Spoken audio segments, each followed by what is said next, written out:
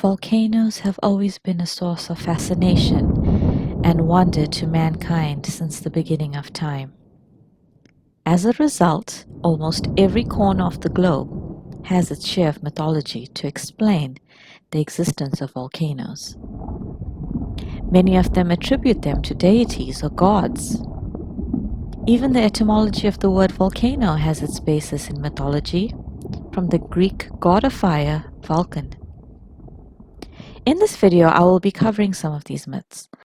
Unfortunately, it would not be possible for me to cover all of them in one video, so I have chosen some of my favorites.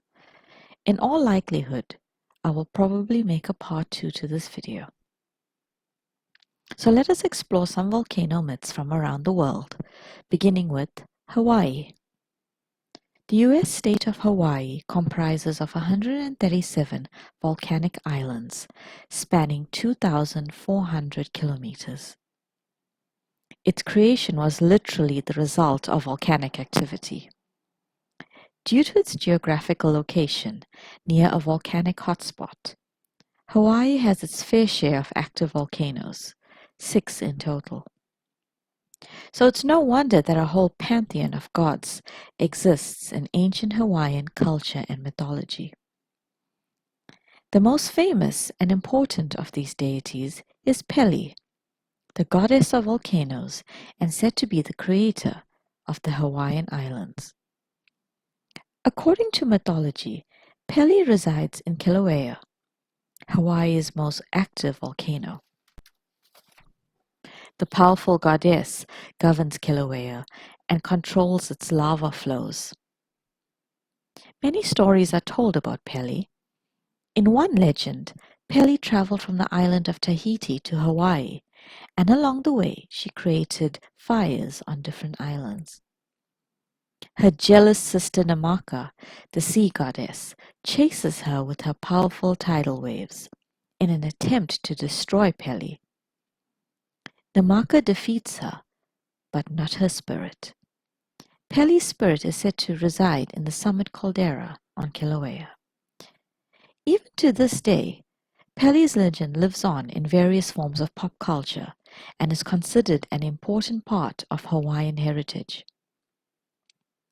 Even the hula dance is a dedication to her. Modern legend also states that Pele warns locals of future eruptions. She can be seen walking the roads near Kilauea in either the form of a beautiful young woman or an elderly, white-haired lady, but will vanish if a passerby stops to talk to her. In the most northern icy regions of our globe, the small island country of Iceland, there sits a stratovolcano that people in the Middle Ages referred to as the gateway to hell. With a nickname like that, you can believe that there are a few myths associated with the volcano Hekla. Cistercian monks in the 12th century gave comparative reports of Hekla after its eruption in 1104. Later scholars affirmed this by describing the volcano as an entrance to hell. Some even described the birds that were often seen flying overhead, and these were considered to be the souls of the damned. It might no longer be considered the gateway to hell, but in modern times it is still believed that witches gather at the top to convene with the devil during Easter. Whether anyone has actually witnessed this or not is yet to be revealed.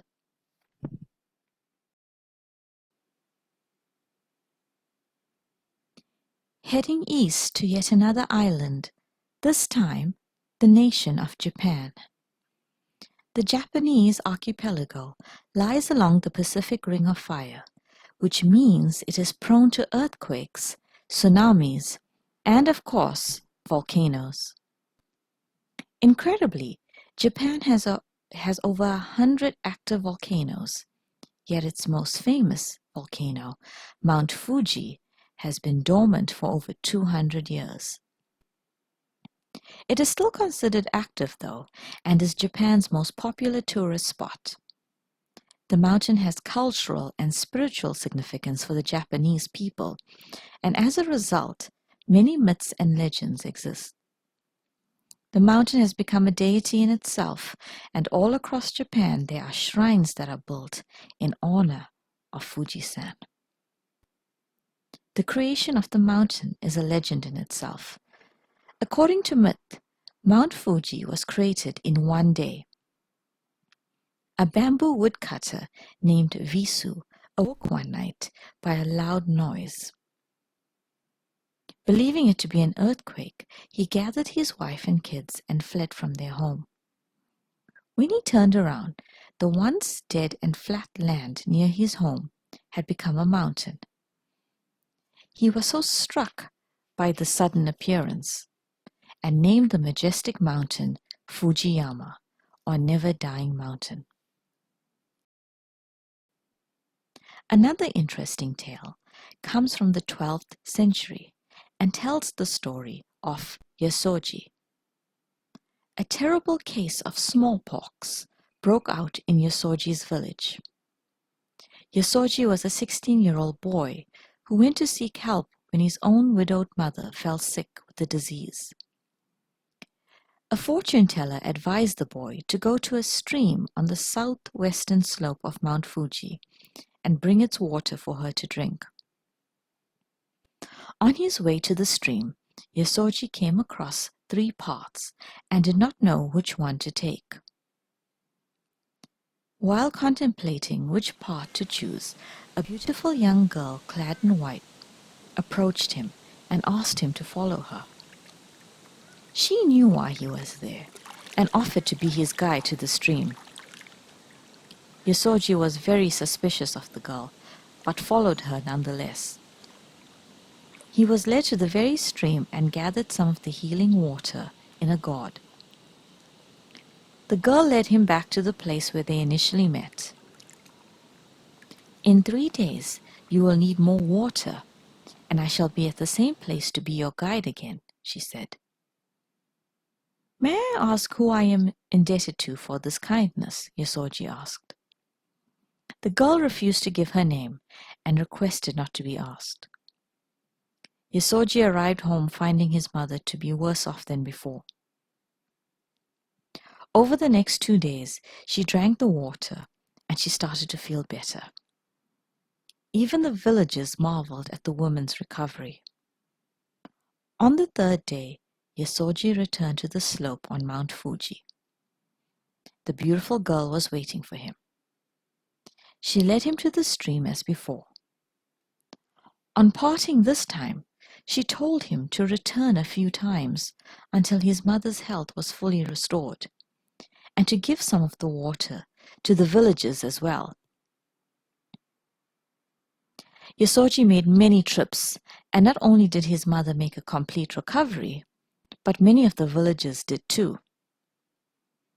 Everyone was so incredibly grateful and needed to know who they needed to thank for this miracle. Yasoji made one last trip to Mount Fuji to look for the girl in white. He made his way to the stream to find that it had dried up. The girl, however, suddenly appeared before him. Yasoji told her that the villagers wished to know who she was, so they could thank her. The young girl said she was not important, and lifted a camellia branch and swung it over her head.